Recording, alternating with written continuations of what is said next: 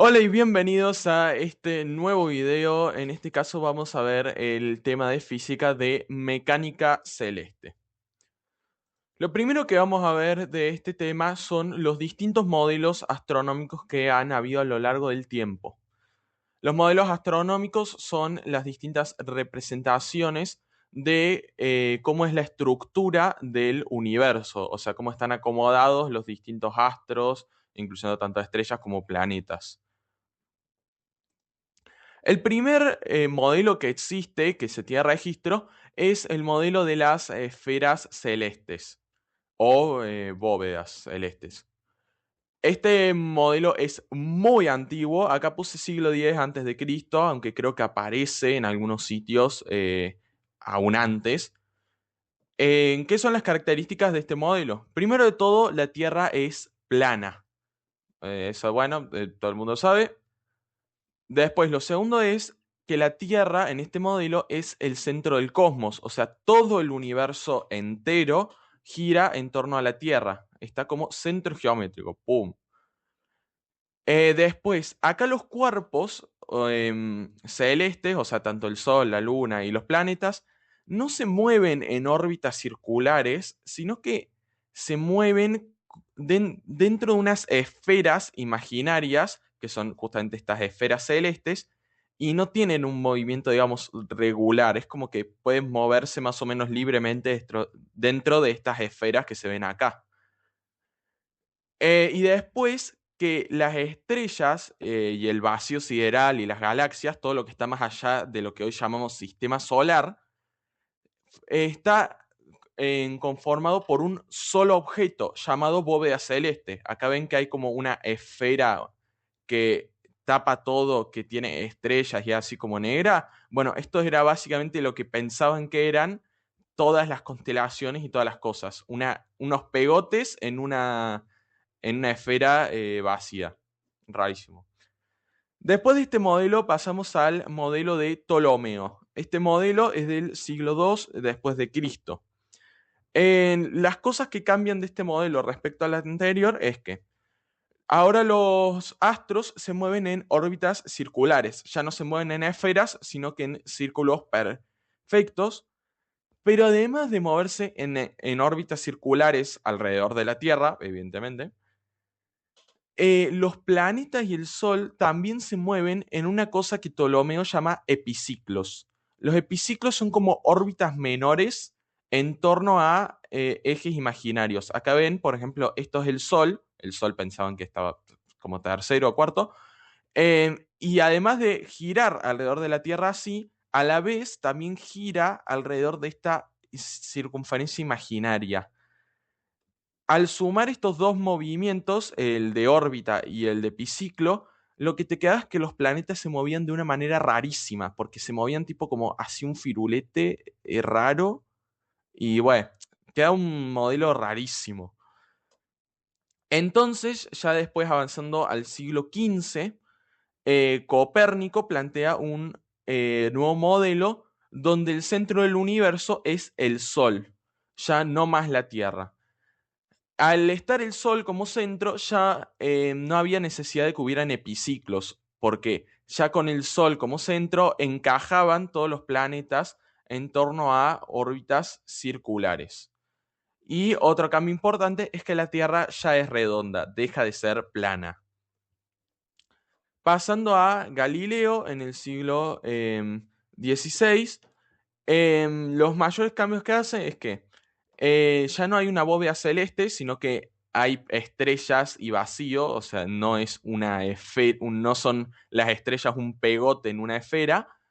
Y después demuestra el modelo de Copérnico, porque Copérnico cuando publica su modelo pasó muy desapercibido en la comunidad científica porque no tenía una demostración, simplemente lo tiró ahí como posibilidad. Galileo demuestra que el modelo de Copérnico es cierto, por lo tanto que la Tierra no es el centro del universo, sino que lo es el Sol. Bueno, el centro del universo. En esa época se pensaba que el sistema solar era el universo entero. Se tenía esa idea. Y el último modelo que vamos a tener en cuenta nosotros es el modelo de Kepler del siglo XVII. En este modelo ya las órbitas no son círculos perfectos, sino que son elípticas. Las elipses son como círculos estirados. Acá pueden ver que son distintas elipses. En realidad acá las órbitas, ya la vamos a ver, están bastante exageradas. En la vida real, si vos las mirás, las vas observando con un telescopio, son elipses apenas distintas de un círculo. O sea, hay que fijarse muy bien para darse cuenta que son elipses y no círculos. Hablando de Kepler, Kepler durante su vida se dedicó a estudiar un montón de observaciones astronómicas del astrónomo Tycho Brahe. No sé si hay que saber su nombre para el teórico, por las dudas apréndenselo. A partir de todo ese estudio de las observaciones de Tycho Brahe, sacó tres conclusiones sobre todas las órbitas de todos los cuerpos celestes, o sea, tanto la Luna, el Sol, la Tierra y los demás planetas. La primera ley que obtuvo se llama ley de órbitas, la segunda es la ley de áreas y la tercera es la ley de los periodos. Cabe aclarar que estas leyes las obtuvo meramente por medio de la observación. Él realmente no demuestra, o sea, él no da una razón lógica por la cual se cumplen. Él verifica que se cumplen nada más porque lo vio, pero realmente no tiene ningún fundamento para estas leyes. Eso es importante para más adelante. Bien, ¿de qué habla la primera ley de Kepler?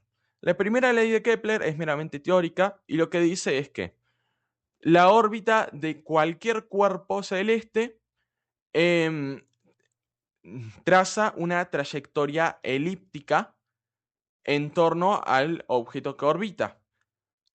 Y el espacio que ocupa el objeto al que orbita dentro de esa órbita es uno de los focos. A ver, esto acá lo tengo en el dibujo. Acá vemos, por ejemplo, si nosotros tuviéramos que este planeta es Júpiter, orbita alrededor del Sol en una elipse. Pero ¿qué pasa? El Sol no está en el centro de esa elipse, sino que está en uno de los focos. No voy a hacer mucho hincapié en qué es un foco, porque eso es más una cosa de la geometría que de física, pero sepan que no es el centro, sino que es un punto que está en un costado a la izquierda o en un costado a la derecha. Igualmente, acá puse esta imagen para que vean lo que decía antes, de que las órbitas reales son casi circulares, o sea, apenas son elípticas. Por ejemplo, acá tenemos un dibujo a escala de la órbita de la Tierra. Acá vemos que está el Sol y vemos que en el punto en el que está más alejada la Tierra del Sol, está apenas a mayor distancia que en el punto de menor, de más acercamiento. Acá ven también los nombres de el punto de mayor acercamiento al Sol se llama perihelio y el punto de mayor alejamiento al Sol se llama afelio. Y ven cómo son apenas distintos, o sea, apenas, se llevan 5 millones de kilómetros.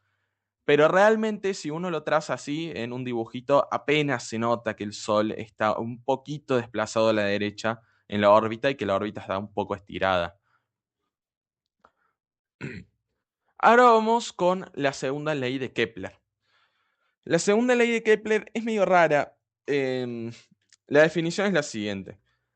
Te dice que el área que barre un cuerpo en órbita es siempre igual para todos tiempos iguales.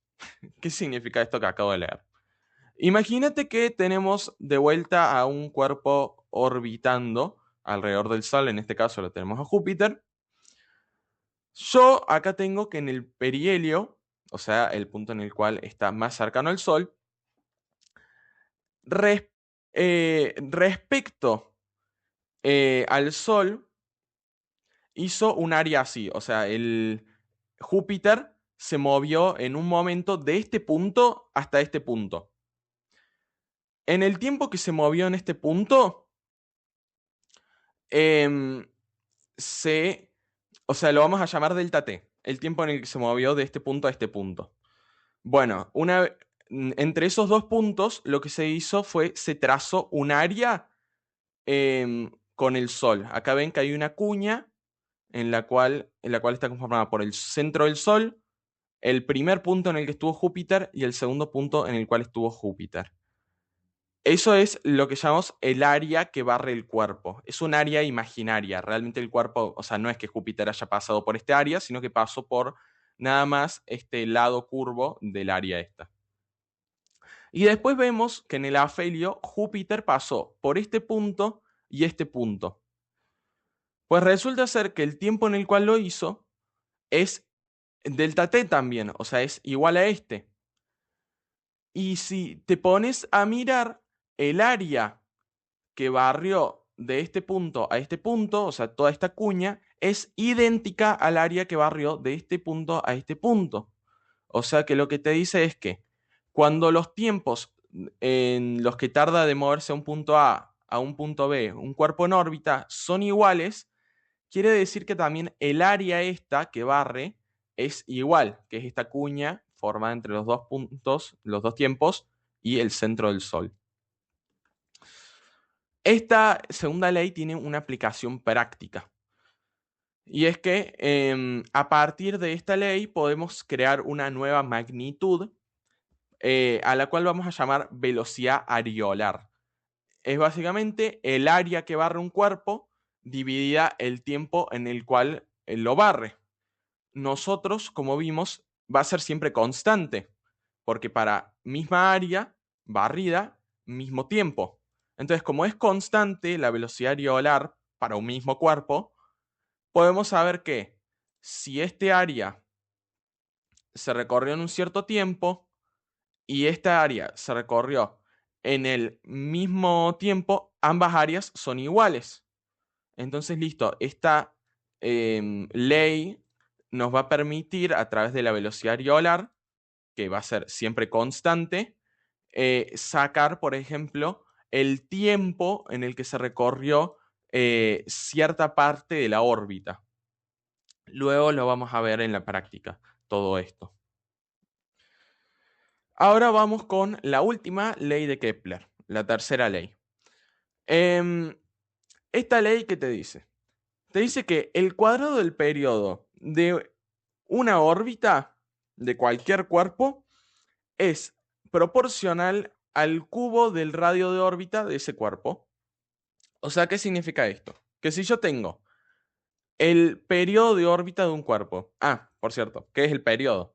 El periodo es el tiempo que tarda un cuerpo en órbita en dar una vuelta completa. Básicamente es el tiempo en dar una vuelta, el periodo, que se representa con una T mayúscula. Siempre se representa con T mayúscula el periodo. Y después, el radio de órbita es la distancia que tiene el cuerpo que está orbitando al centro del cuerpo al que orbita. Por ejemplo, el radio de órbita de acá de Júpiter sería desde este punto, el centro del Sol, hasta este otro punto, el centro de Júpiter. Así, esta distancia sería.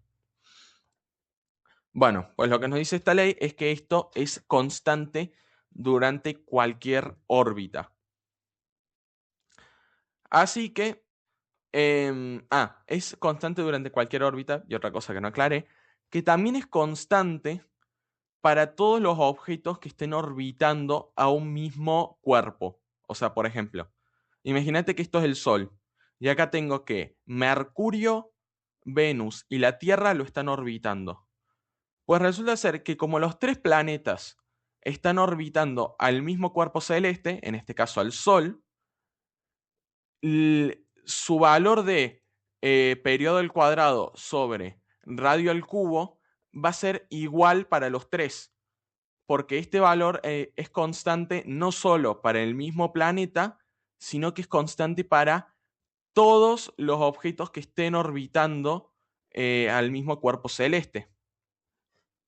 Así que yo, qué sé yo, si tengo el periodo de Mercurio y su radio de órbita, y luego tengo el radio de órbita de Venus, pero no tengo su periodo, pues mira, yo por esta fórmula lo puedo despejar. ¿Cómo? Pues yo paso este radio al cubo, o sea, imagínate que esto es de Venus, los datos de Venus, y estos son los datos de Mercurio. Bueno, pues simplemente lo que hago es em, el radio al cubo lo paso multiplicando Entonces me queda el periodo al cuadrado solo y lo que hago es a estas tres cosas, porque esto estaría multiplicando, ¿no? O sea, habría tres términos, tres factores acá, les hago la raíz cuadrada. Entonces el resultado que me quedaría sería el periodo de Venus. Eso sería un ejemplo. Y bueno, esto puedo no tenerlo en cuenta. O sea, porque em, no estamos viendo la Tierra en este ejemplo que di.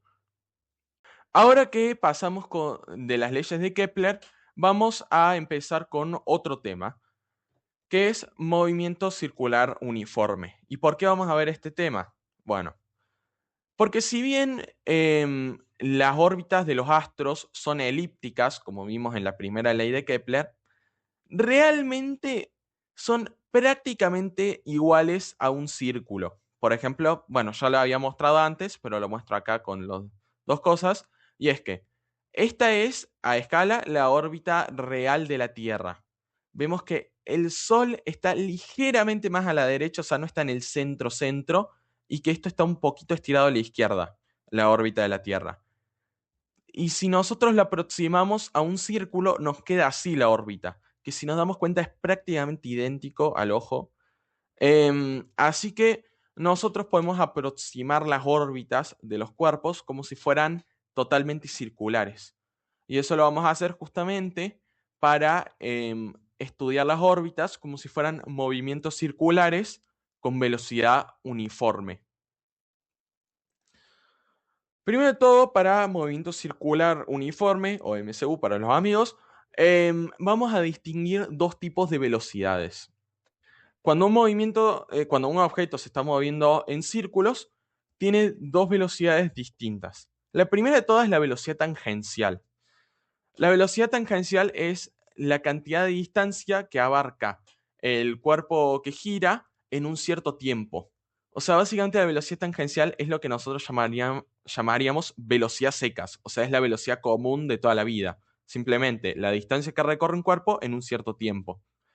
Nosotros en este dibujo podemos ver cómo sería si nosotros tuviéramos un cuerpo acá que se está moviendo hacia un círculo. Su velocidad tangencial, vamos a ver, está apuntando siempre como hacia afuera de la circunferencia. O sea, va siempre a 90 grados del punto de la circunferencia en el que está el cuerpo. Y bueno, justamente describe la cantidad de tiempo que tarda el objeto en dar una vuelta entera.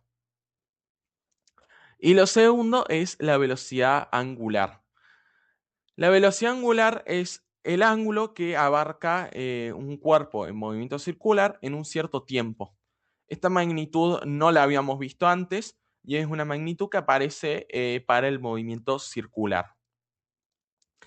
Simplemente se representa como una flecha así que describe un ángulo en un cierto tiempo. Em, y la representamos con la letra omega. Esta W redondeadita se llama omega y lo vamos a usar para representar la velocidad angular. Y la velocidad tangencial la vamos a representar como v sub t. Y bueno, es simplemente eso, la velocidad tangencial, que es como la velocidad normal. También para estas velocidades quiero presentar dos conceptos. Bueno, el primero de los conceptos ya lo había presentado, que es el periodo. Es el periodo que se tarda en hacer, que tarda un objeto en hacer una vuelta.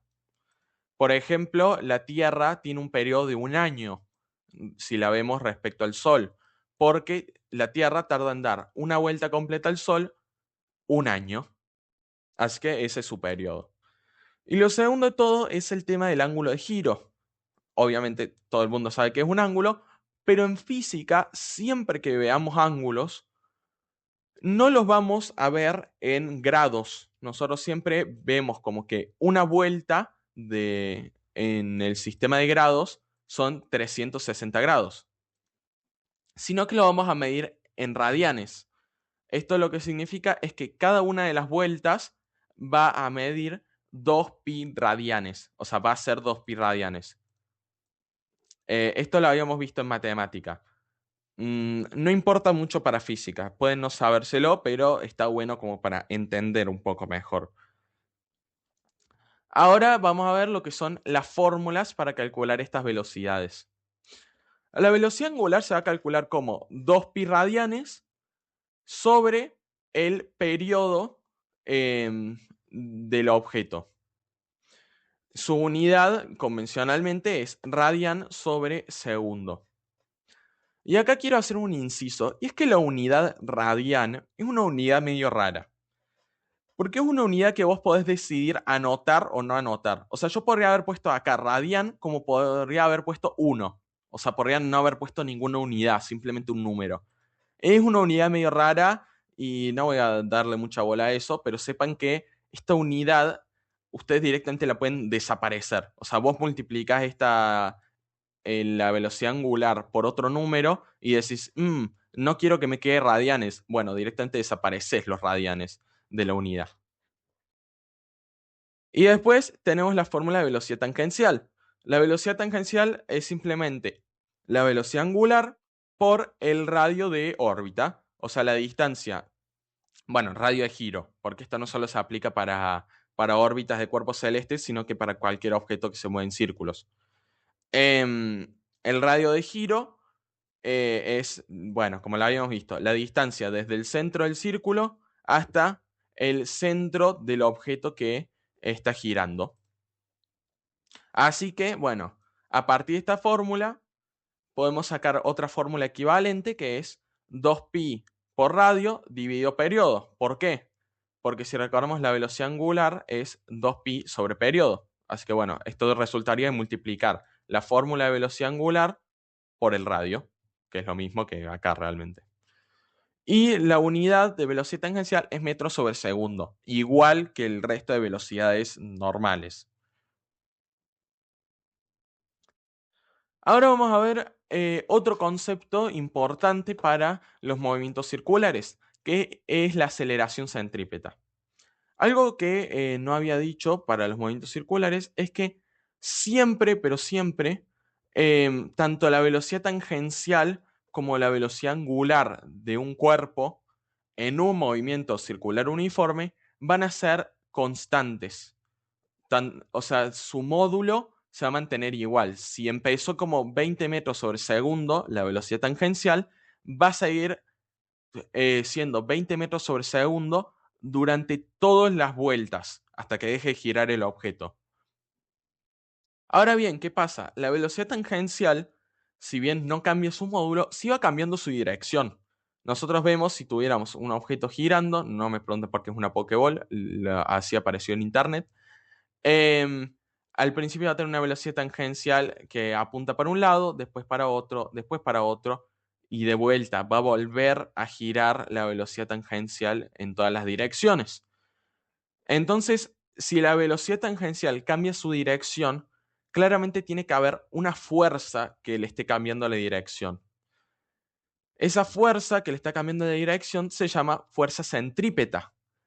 Y la aceleración que viene aparejada a esta fuerza, porque recordemos que todas las fuerzas son iguales a una masa por una aceleración. Bueno, pues la aceleración que se tiene en cuenta para la fuerza centrípeta es la aceleración centrípeta, que es la magnitud que le cambia la dirección a la velocidad tangencial. La aceleración centrípeta, acá la podemos ver graficada, es una magnitud, siempre es un vector que apunta hacia el centro de la circunferencia de, bueno, la órbita, para nuestro caso, que estamos viendo astronomía, y es siempre perpendicular a la velocidad tangencial, o sea, forma un ángulo de 90 grados con la velocidad tangencial.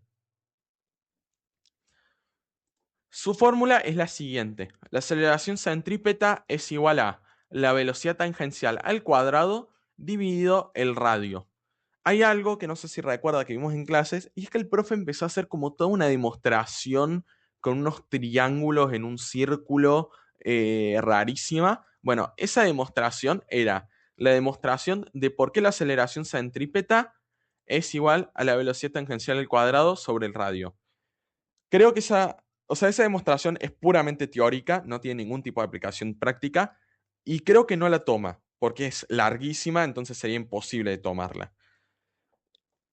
Así que bueno, yo en este video la menciono, que era eso lo que hizo el profe, la demostración de esto, pero creo que es un datazo, no es relevante.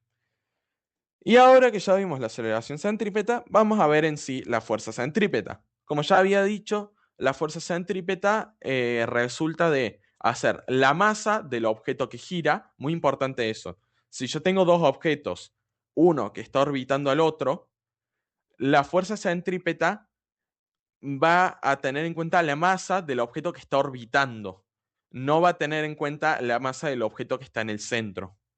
Por ahí es un error boludo que puede tener alguno. Así que bueno, simplemente va a ser la masa del objeto que gira por la aceleración centrípeta. Y bueno, acá está la fundamentación. Y es que según la segunda ley de Newton, si hay una aceleración en un cuerpo, también a ese cuerpo se le está ejerciendo una fuerza. Entonces, al haber una aceleración centrípeta, sí o sí tiene que haber una fuerza centrípeta. Listo. Habiendo terminado de ver lo que es movimiento circular uniforme, vamos a pasar al último tema de esta unidad, que es la ley de gravitación universal o la ley de gravedad de Newton para los amigos, o ley de gravedad secas. Bueno, la ley de gravitación universal es una ley que tiene por postulado lo siguiente. Nos dice que todos los cuerpos de todo el universo, sin importar su masa, ejercen una fuerza de atracción a los demás objetos por el único hecho de tener masa. ¿Qué significa esto? Si yo tengo cualquier objeto en el mundo, en el universo entero, me voy a dar cuenta que ese objeto ejerce a los demás objetos una pequeña fuerza de atracción. Mm, En el caso de objetos con masas pequeñas, por ejemplo, como las personas, una pelota, esta fuerza es extremadamente pequeña, pero realmente existe. O sea, o sea, todas las personas tenemos una fuerza de atracción con los demás objetos que nos rodean, que es extremadísimamente pequeña, con excepción de la fuerza de atracción con la Tierra. La Tierra tiene una masa extremadamente grande, creo que pesa 6 cuatrillones de kilos. Entonces, al tener una masa así de grande, su atracción gravitatoria es bastante notoria. Entonces, bueno, si bien a nosotros nos da la impresión de que la única cosa que nos atrae gravitacionalmente es la Tierra, realmente todos los objetos lo hacen. El tema es que es tan pequeña esa atracción que es imposible distinguirla de la atracción de la Tierra. O sea, la atracción de la Tierra es muchísimo mayor a esas y no pueden vencer esas atracciones a la del propio planeta. Em, Dentro de la ley de gravitación universal, no, vamos a tener una fórmula que es muy importante. Esta fórmula es la fórmula de fuerza de atracción. La fuerza de atracción es la fuerza que existe entre dos cuerpos por el único hecho de que ambos tengan masa. Esta fuerza va a ser igual a la masa del objeto más liviano por la masa del objeto más pesado dividido la distancia entre ambos objetos al cuadrado multiplicado por la constante de gravitación universal, que es un valor que ya vamos a ver qué es. Quería hacer un inciso para esta fórmula y es que la distancia entre los objetos que se atraen siempre se va a tener en cuenta desde el centro de uno de los dos objetos hasta el centro del otro. O sea, vos si tenés dos planetas, no vas a tener en cuenta su atracción desde o sea, la distancia que tienen desde su superficie, o sea, desde la superficie de un planeta hasta la superficie del otro planeta. Vas a tener en cuenta la atracción desde el centro de uno de los planetas hasta el centro del segundo planeta. Y ahora, ¿qué es esta G mayúscula? Esta constante de gravitación universal. Es una magnitud que es igual para todos los cuerpos en el universo. Es una constante. Jamás va a cambiar su valor.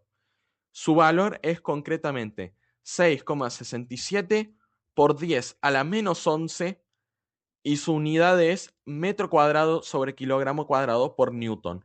Es un número muy raro, pero que sí. Y también es un número con un valor muy pequeño. Acá podemos ver 10 a la menos 11 es un número ridículamente pequeño.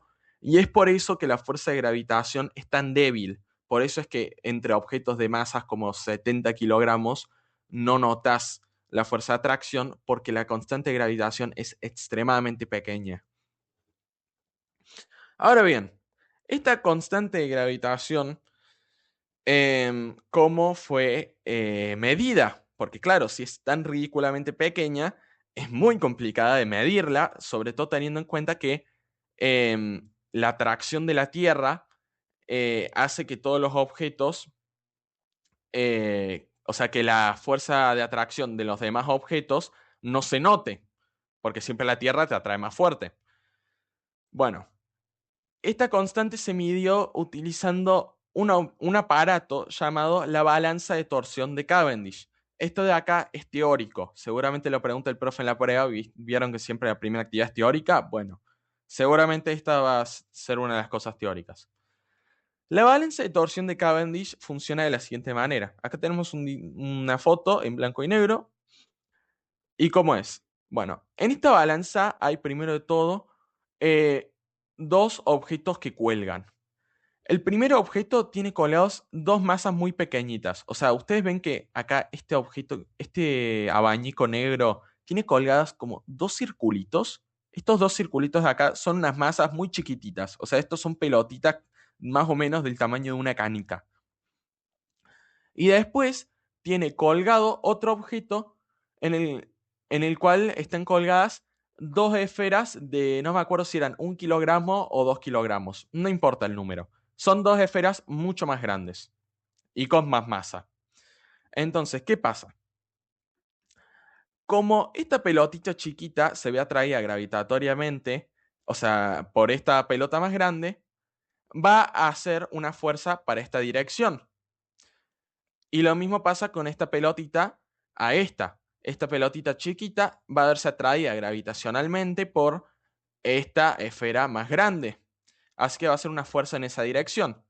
Entonces, como esta pelotita hace una fuerza para acá y esta hace otra para acá, lo que va a pasar es que este abanico negro, que tiene un eje acá, va a empezar a rotar, va a empezar a torcerse. Por eso se llama balanza de torsión. Y observando qué tan rápido se tuerce, es posible saber qué tan intensa es la fuerza esta. O sea, la fuerza de atracción entre esta pelotita y esta esfera, y esta pelotita y esta esfera. Y es así como logra medirse la constante de gravitación universal. Y no solo que se logra medir, sino que también se logra dar una demostración práctica de la ley de gravitación universal. Porque si bien se sabía que esta ley se cumplía para los planetas, porque todos los planetas tienen una atracción gravitatoria, eso es obvio, porque si no, ¿de qué otra manera orbitarían? Pero no se sabía si era cierta para objetos con masas chiquitas, como lo son estas esferas tan pequeñas de acá. Bueno, pues con esta balanza se demuestra que sí, incluso objetos tan chicos como estas pelotitas tienen una fuerza de atracción gravitatoria. Bien, ahora vamos a pasar a relacionar algunos conceptos que ya habíamos visto em, antes, tanto en este video como en otras unidades, con lo de gravitación universal. Bueno, lo primero de todo quería hacer aclaraciones para ciertas cosas que generan confusión. La primera de todas es que la G minúscula que nosotros habíamos visto, que es la gravedad, es una variable que no tiene absolutamente nada que ver con la constante de gravitación universal, que es la G mayúscula. Si bien se le parecen y ambos están relacionados con la gravedad, la G minúscula lo que representa es la atracción de la gravedad en la superficie de la Tierra, mientras que la constante de gravitación universal es una constante igual para todos los objetos, que lo que representa es la fuerza de atracción entre eh, dos objetos de 2 kilogramos. No tienen nada que ver estas magnitudes y no se las confundan, por favor, porque si no les va a dar cualquier valor y nada, por una confusión boluda. Y la segunda aclaración es sobre la fuerza de atracción. Si yo tengo un objeto que está orbitando, ponele la Tierra al Sol, tanto su fuerza de atracción, que es la fuerza que calculamos por esta fórmula, como su fuerza peso, como su fuerza centrípeta son iguales. O sea, si yo calculo con esta fórmula la fuerza de atracción entre el Sol y la Tierra, me va a dar un cierto valor. Bien, si yo después calculo la fuerza peso de la Tierra respecto al Sol, me va a dar exactamente el mismo valor. Y si yo después calculo la fuerza centrípeta de la Tierra respecto al Sol mediante esta fórmula, y bueno, y esta fórmula, me va a dar exactamente el mismo valor. Entonces, para objetos que están orbitando, estas tres fuerzas son idénticas. Muy importante. Esto es fuerza-peso de la Tierra, o sea, literalmente lo que pesa la Tierra entera, por si no se entendió. Y ahora, otra cosa importante, y es que eh, esto de la gravitación universal también nos permite calcular la atracción de la gravedad. Nosotros nunca vimos esta fórmula para atracción de gravedad, pero es posible, si vos tenés la constante de gravitación universal, que bueno, ya está medida, es una constante, la distancia que hay desde el centro de la Tierra hasta la superficie de la Tierra y el valor de la masa de la Tierra, vos podés usar esta fórmula para calcular la atracción gravitatoria de la Tierra. Y de hecho, no solamente funciona para la Tierra. Si vos haces esta misma operación, pero con los datos del Sol, podéis obtener lo que sería la atracción gravitatoria del Sol en su superficie. Bueno, realmente lo que acabamos de ver es toda la unidad. Seguramente se han quedado con muchas dudas porque no hablé casi nada de la aplicación práctica de todo esto. Entonces, para eso preparé un problema que quiero resolver en este video que relaciona todos los contenidos que acabamos de ver y bueno, muestra las distintas aplicaciones prácticas que pueden tener. Así que bueno, ahora vamos a pasar a este problema. Acá tenemos el problema que vamos a ver para toda esta unidad de mecánica celeste. Este problema, aclaro primero de todos, lo creé yo, así que no esperen que sea el gran problema, porque bueno, no tengo las capacidades mentales como para hacer grandes ejercicios. Y el problema es, bueno, lo llamé el problema de las lunas de Júpiter. Y este es el contexto. Júpiter es un planeta que tiene cuatro grandes lunas, que son Io, Europa, Ganímedes y Calisto. A lo largo de 10 días se hicieron observaciones astronómicas de estas cuatro lunas de Júpiter. Entonces, a partir de esas observaciones, se sacaron ciertos datos, pero ahora que se tienen esos datos de las lunas, se quieren calcular em, otros datos extra a partir de esas observaciones. Así que vamos a empezar con el punto A, que es el problema para Io, que es la luna más cercana a Júpiter. Para la luna Io se observó que su distancia media a la superficie de Júpiter es de 372.100 kilómetros. Además de que su velocidad de órbita media, o sea, su velocidad tangencial, es de 17.333 metros sobre segundo. Mientras que para Júpiter, en sí mismo el planeta, se observó que su radio es de 69.900 kilómetros. Bueno, a partir de estos tres datos que se nos dan, se nos pide lo siguiente y es: ¿cuánto tendría que valer la masa de Júpiter para que la luna Io tenga esa velocidad y ese radio de órbita? O sea, nosotros sabemos tanto el radio de órbita como la velocidad. Así que, listo. ¿Cuánto es la masa que tiene que tener Júpiter para que se cumplan estas dos cosas? Y lo segundo es, ¿qué tan fuerte es la atracción gravitatoria de Júpiter en su superficie?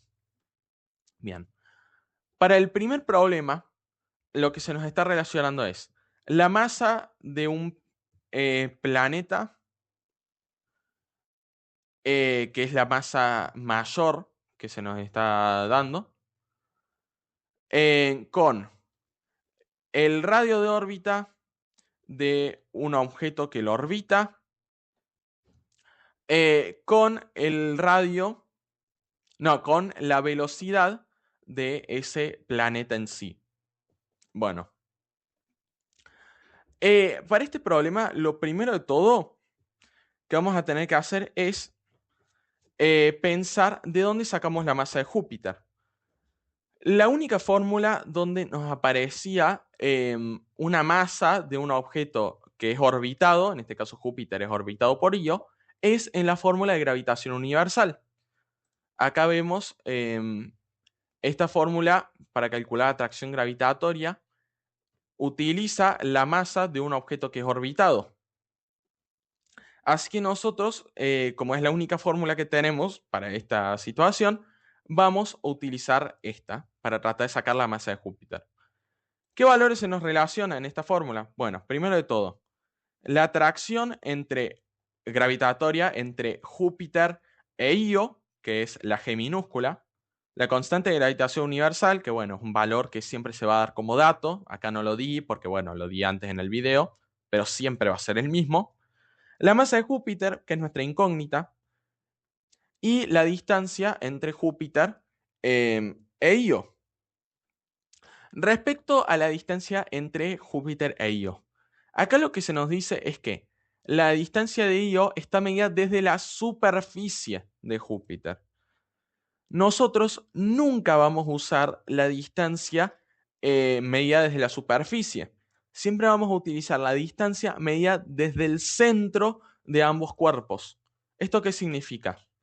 Que realmente la distancia que vamos a tomar no es 372.100 kilómetros, sino que vamos a tomar la distancia esta, que es de la superficie a Io, más la distancia de el centro de Júpiter a su superficie, que es 69.900 kilómetros. O sea que realmente la distancia que vamos a tomar es 372.000 más 69.900.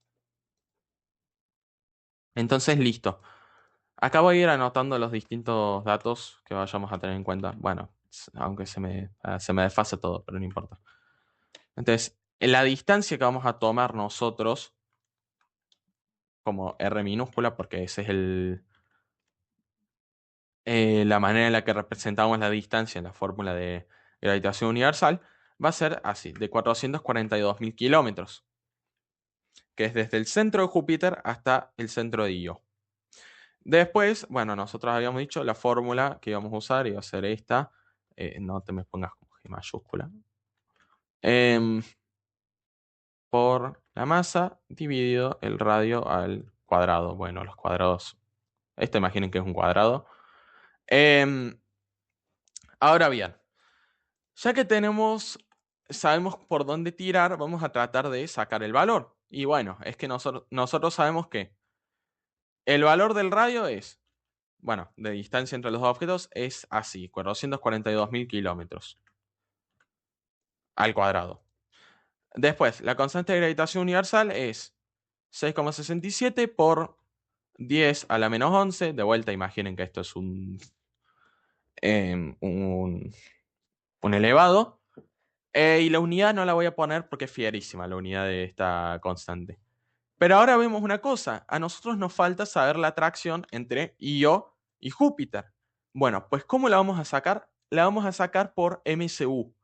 Nosotros, en movimiento circular uniforme, habíamos visto que la atracción, o sea, la aceleración centrípeta, que es la atracción entre dos cuerpos que se están moviendo en círculo, es igual a la velocidad tangencial del cuerpo que gira al cuadrado dividido su radio de giro. Así que nosotros, como sabemos que la aceleración centrípeta de Io va a ser igual a su atracción gravitatoria a Júpiter, porque la atracción gravitatoria a Júpiter es lo que hace que la dirección de Io vaya cambiando. Nosotros sabemos que entonces esto, o sea, esta fórmula es equivalente a esta, porque ambas están igualadas a la gravedad. Si bien se representan distintos, son lo mismo. Así que listo. Yo ahora lo que puedo hacer es, la velocidad tangencial al cuadrado, a nosotros se nos había dado que era la velocidad tangencial 17.333, esto al cuadrado, esto después dividido por el radio, que habíamos visto era 442.000 bla, bla, bla, kilómetros. Esto lo correcto sería pasarlo a metros, porque nosotros siempre utilizamos unidades del CIMELA, así que lo voy a pasar a metros. Esto le añado 3 ceros y listo, ya son metros. Esto, bueno, son metros segundo, pero no quiero añadir en realidad las unidades porque va a quedar horrible. Peor de lo que está quedando ya. Y después, bueno, esto entre paréntesis. Y después, como sé que esto es igual a esto, hago igual a todo esto de acá.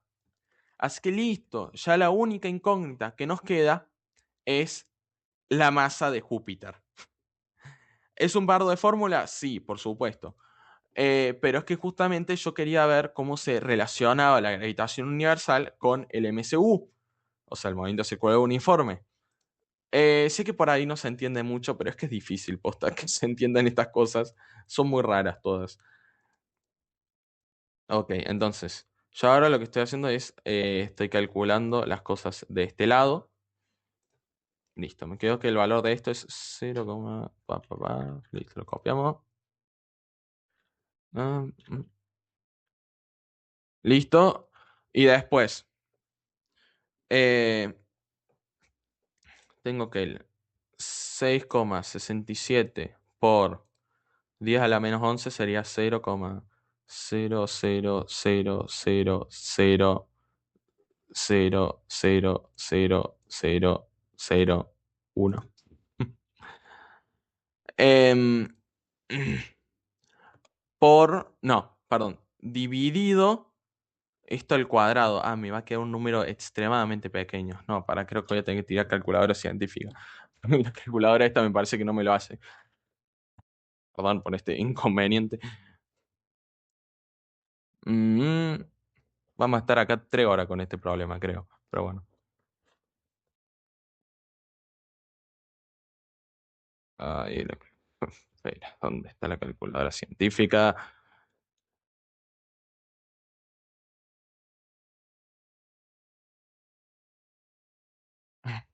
Ok. Ahora voy a hacer coso este por 10 a la menos 11 dividido el radio en metros, que es como 442 millones, si mal no recuerdo. Listo. Nos queda que esto es 1,59 por 10 a la menos 9. Entonces, ya que tengo esto, simplemente lo que hago es esta cosa la paso dividiendo y me va a quedar como resultado la masa de Júpiter. Así que listo, vamos a hacer 97 dividido el socotroco este, estas dos cosas, y me queda que la masa de Júpiter, paso esto dividiendo para que se vea, me queda que la masa de Júpiter es igual a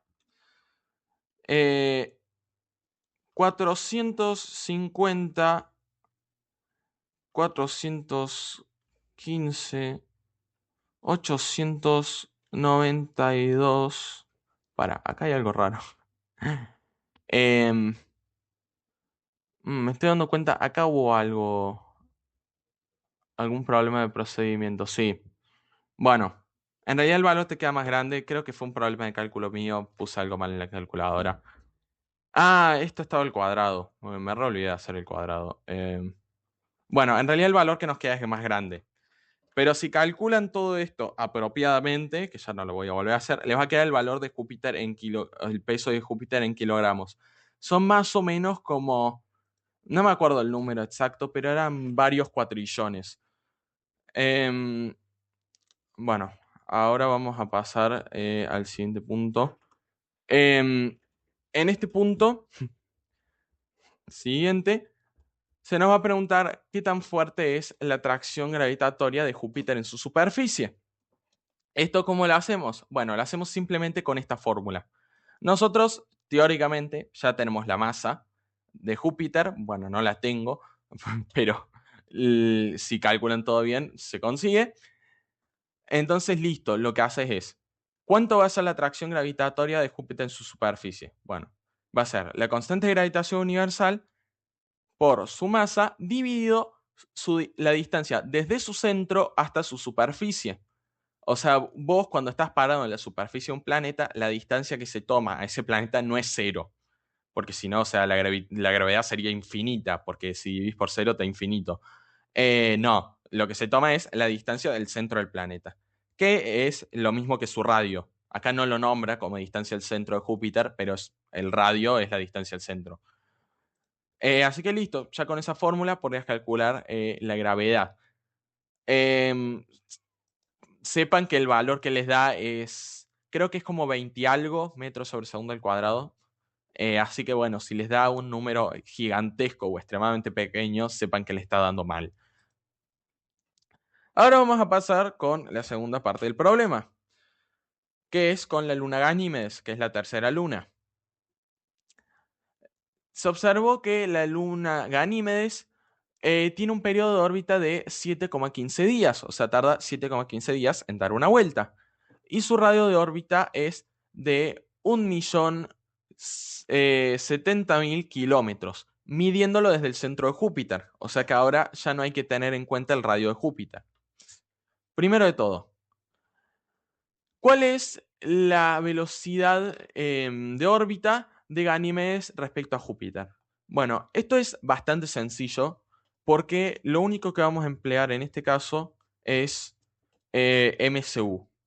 La fórmula concretamente que vamos a usar es la de velocidad tangencial. Cuando se te pregunta por velocidad de órbita, lo que se está preguntando es por la velocidad tangencial del giro de ese cuerpo celeste. Habíamos visto que la fórmula era simplemente la velocidad angular por el radio de órbita, que en este caso, bueno, acá lo anoto, velocidad angular, que es una omega, bueno, esto que puse es una W, pero realmente debería ser una omega, por acá, 1.070.000. Y después habíamos visto que la velocidad angular era 2pi, bueno, no tengo pi en el teclado, no importa, le ponemos una, no sé, le vamos a poner pi, literalmente, dividido por el periodo, que el periodo es 7,15 días. Entonces ahora listo, simplemente calculamos esto y ya está, nos queda. Si ponemos esto en... Bueno, lo hago en la calculadora científica porque es más rápido. 2 por pi dividido 7,15 días por el radio de órbita, que es 1.070.000 kilómetros. Entonces, listo. El resultado me queda acá. 940.280. Ahora bien, algo que dice el ejercicio, muy importante. Poner el resultado en la unidad correcta que se usó. La unidad que utilizamos nosotros es kilómetros por día.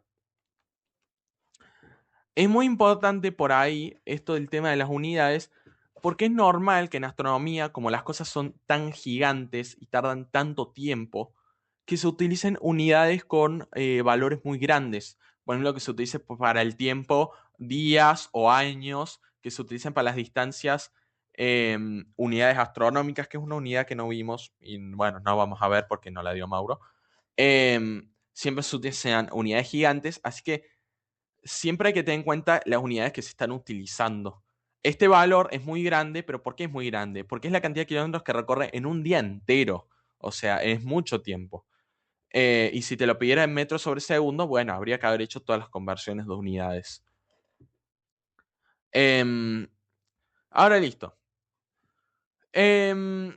Pasamos al punto 2. Dado que se sabe que la masa de Júpiter calculada en el anterior punto es imprecisa básicamente porque todos los datos los saqué de Google recontra redondeados.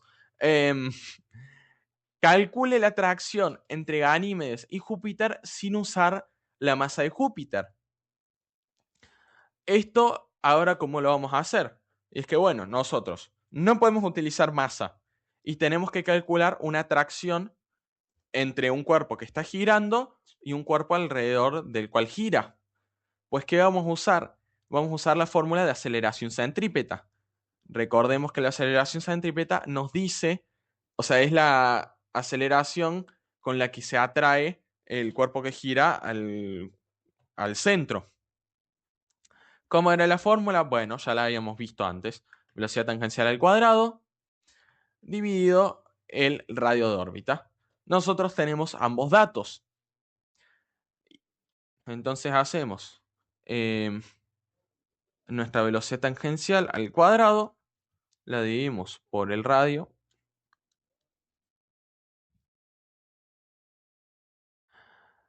Y listo, ya eso nos queda nuestra atracción.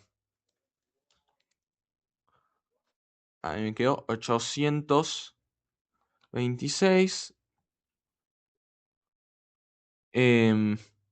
coma 29. Ahora bien, de vuelta, ponga también la unidad correspondiente. Nosotros utilizamos como unidad em, de distancia kilómetros y utilizamos días em, como unidad de tiempo. Y las aceleraciones siempre tienen el tiempo al cuadrado, así que es kilómetros sobre días al cuadrado. De vuelta, si hubiéramos querido dejarlo en las unidades del CIMELA, o sea, metros y segundos, habría que haber hecho toda la conversión de unidades antes. Pero sí, lo digo siempre para que estas cosas, para que no se olviden de hacer la conversión de unidades o no se olviden de poner la unidad que usaron, porque lo que falta es que pongan 826,29 metros sobre segundo al cuadrado, lo cual estaría terriblemente mal.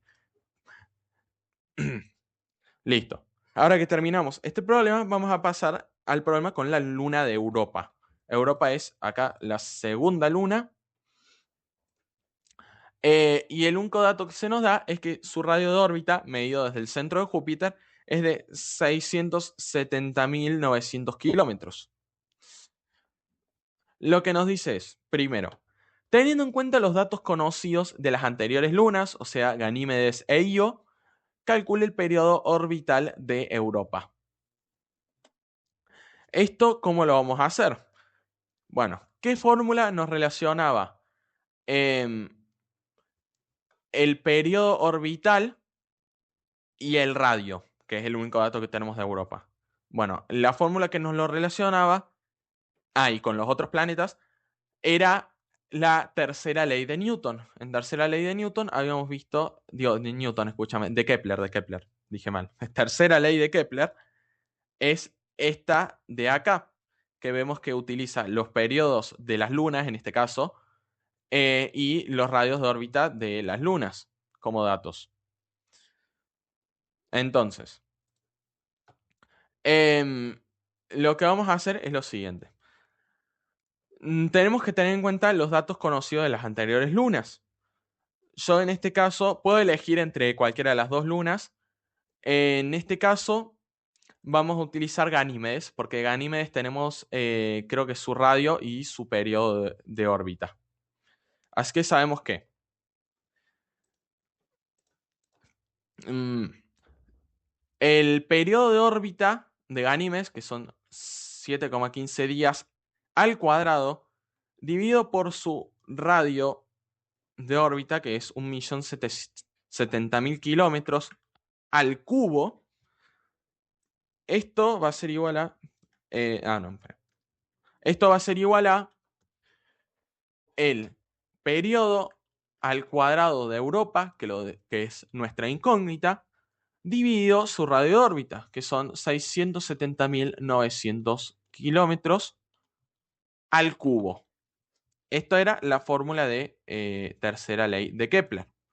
Así que ahora lo que hago es, lo pongo todo como superíndices, así se nota que son elevados, si no es medio confuso. ¿Y ahora qué tenemos que hacer?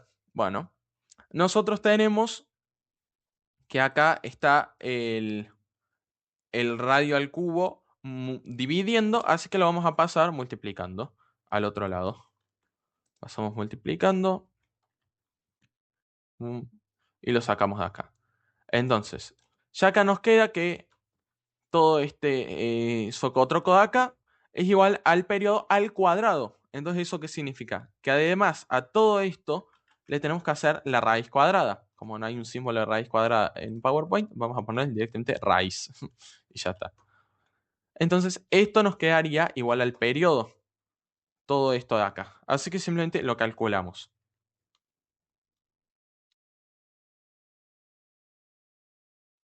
Esto elevado al cubo por esto elevado al cuadrado dividido este número de acá tan horrible elevado al cubo.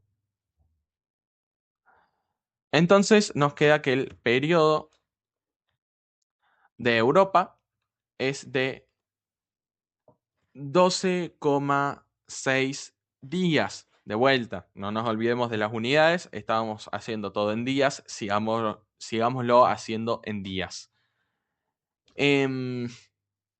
Por las dudas lo vuelvo a hacer porque la verdad no confío en que lo haya hecho bien.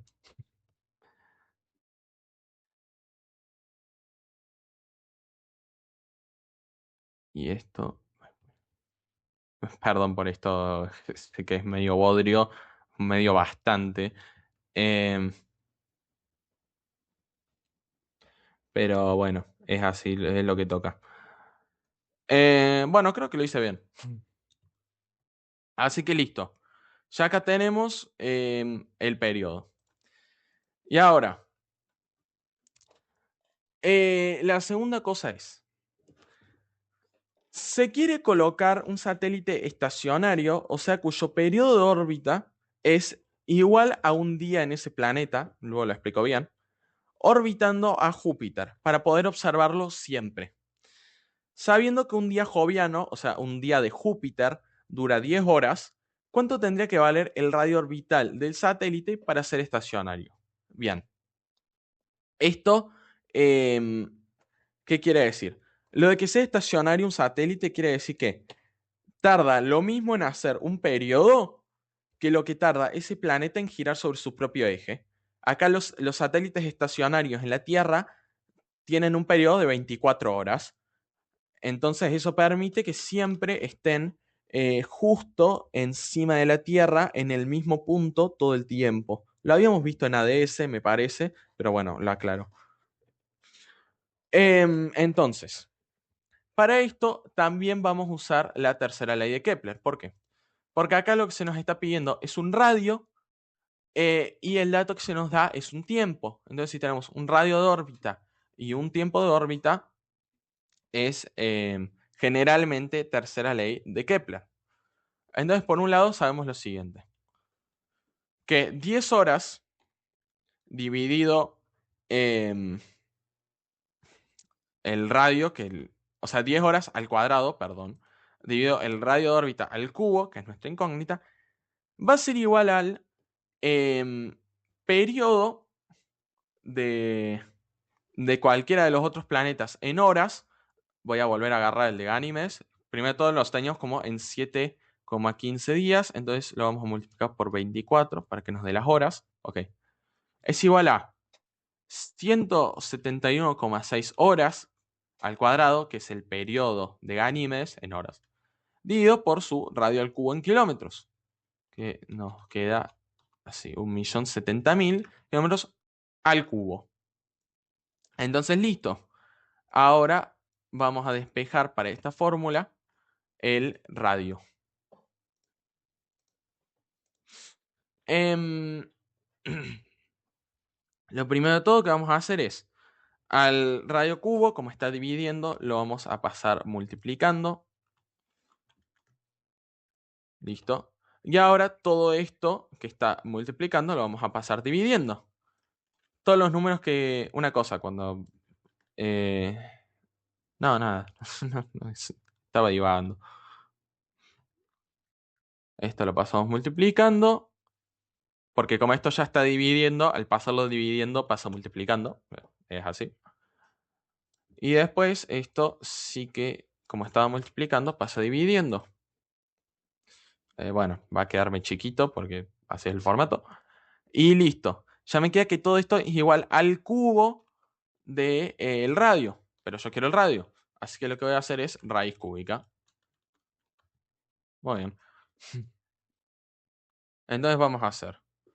La raíz cúbica em, de todo este coso. A ver, ¿cómo se hacían raíces cúbicas en la calculadora científica? Ahí. De 1.070.000 kilómetros al cubo por 100, que es 10 al cuadrado. Em, Dividido 171.6 al cuadrado horas. Todo esto me da... Me queda todo chiquito esto. 160.831 kilómetros. Entonces, listo, yo obtuve que... Para, saco esto.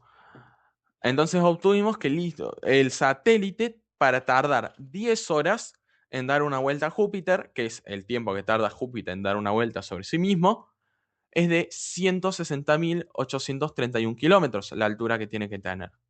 Así que listo. Ahora hago una pausa y pasamos al último problema. Ahora vamos a pasar al último problema de todos, que va a ser con la última de las lunas de Júpiter, Calisto. Acá, Calisto. Em, ¿Qué pasa? Nosotros Calisto la observamos a lo largo, bueno, a todas las lunas las observamos a lo largo de 10 días. Sin embargo, no fue suficiente tiempo para ver una órbita completa de Calisto. Calisto tarda más de 10 días en dar una vuelta. Entonces, como no se sabe cuánto tardó el tiempo completo, lo que se quiere hacer es estimar cuánto fue el tiempo que le faltó para dar una vuelta completa. Lo que se tiene como dato para saber eso es el área que abarcó Calisto a lo largo de esos 10 días. O sea, si nosotros hiciéramos acá el dibujito del área, ponele que al principio de los 10 días estaba acá y está acá y después está acá. Pues toda este área de acá, o sea, si yo hago un triángulo de acá, acá, toda este área sería el área que abarcó a lo largo de esos 10 días, que es de 1,296 por 10 a la 19 metros cuadrados. Es un pedazo de área, porque bueno, Calisto está muy lejos de Júpiter. Entonces, también se nos da el dato de que para completar una vuelta completa, Calisto tendría que haber abarcado 8,68 por 10 a la 18 metros cuadrados más de lo que abarcó acá. O sea, sería el área completa abarcada de Calisto sería esto más esto. Bueno, entonces, a partir de esto, ¿cuánto tiempo le faltaba a Calisto para terminar de dar una vuelta tras los 10 días de observación? Ok. Acá em, lo que vamos a emplear es la segunda ley de Kepler. La segunda ley de Kepler es, bueno, es obvio que es la segunda ley, porque es la única que nos relaciona el área abarcada con el periodo. Siempre que se hable de áreas, se va a estar hablando evidentemente de segunda ley de Kepler. ¿Qué nos decía esto? Nos decía que... está muy arriba. Un área abarcada en un momento dividido el tiempo que tardó en abarcar ese área es igual a el área que abarcó en otro momento dividido el tiempo que tardó en abarcarla. Bueno, nosotros sabemos el primer área que abarcó, el tiempo en el cual la abarcó, que son 10 días, y sabemos también la segunda área, porque bueno, uno haciendo observaciones se puede dar cuenta cuánto falta para que Calisto dé la vuelta entera. Así que listo, ahora lo único que nos quedaría de incógnita sería el tiempo en el que tardó en abarcar esa segunda área. Por lo tanto, vamos a hacer 1,26, no, 296, que es el número de acá. Bueno, directamente lo copio y lo pego, porque bueno, no puedo hacer esas cosas de los elevados de otra manera. Dividido los 10 días, lo voy a agrandar, es igual a este segundo área, que es el área que le faltó por abarcar, dividido el tiempo que desconocemos, que es lo que le faltó de tiempo para dar una vuelta. Así que listo, esto es muy sencillo de despejar. Primero de todo pasamos el tiempo multiplicando, porque obviamente nos tiene que dar multiplicando, no dividiendo. Tiempo. Y después simplemente pasamos esto de acá dividiendo. Por un lado, como el 10 ya está dividiendo, lo pasamos multiplicando. Así. Listo. Y después a este coso de acá lo pasamos dividiendo. Ahora sí. Entonces, listo. Ya ahí nos queda despejado el tiempo. Es bastante sencillo de calcular. Es que nos queda 10 por el 8,68 por 10 a la 18, pedazo de número, dividido el 1,296 por el 10 a la 19. Todo esto me da igual a 6,7. Ni más ni menos 6,7. No era a propósito, casualidades de la naturaleza. Entonces, listo. Nos queda que tardó 6,7 días. Tardó 6,7 días en terminar la órbita. Así que, ¿de cuánto es el periodo de Calisto? Bueno, los 10 días que se observaron, más la estimación de 16,7 días.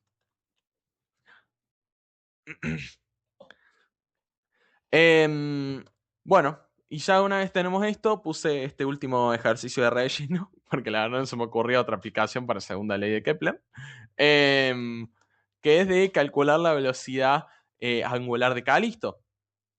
La velocidad angular habíamos visto que se calculaba como 2pi, bueno, lo voy diciendo porque creo que no lo voy a encontrar más. Acá está. 2pi sobre el periodo. El periodo lo acabamos de calcular y 2pi, bueno, simplemente un número que hacemos en calculadora. 2 por pi, me queda que es 6,28.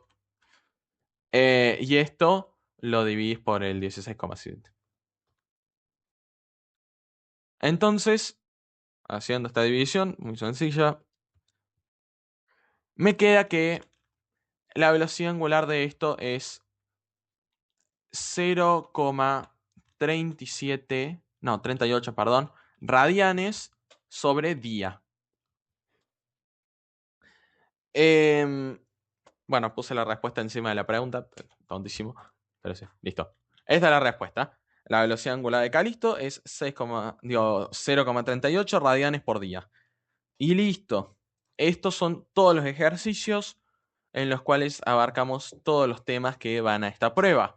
Igualmente ya vieron cómo es Mauro. Mauro generalmente te da ejercicios así, pelotudos. Bueno, estos ejercicios algunos eran difíciles, tengo que decir, o más o menos. Pero bueno, luego en la prueba te da unos ejercicios que los carga el diablo. Así que bueno, eso ya no lo puedo controlar yo. Pero sí, esto fue el video de hoy. Espero les haya servido. Y listo, adiós.